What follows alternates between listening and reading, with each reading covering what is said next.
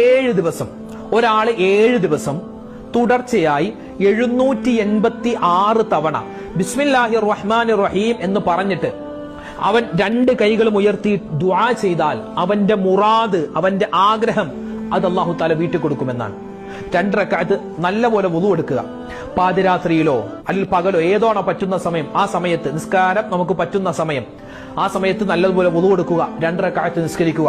നിസ്കരിച്ചിട്ട് 786 വട്ടം നേർച്ചയാക്കും. അടച്ചോനെ, എന്റെ ഒരു ആഗ്രഹമുണ്ട്, എനിക്കൊരു ജോലി കിട്ടണം, അല്ലെങ്കിൽ എന്റെ വിവാഹം ശരിയാവണം.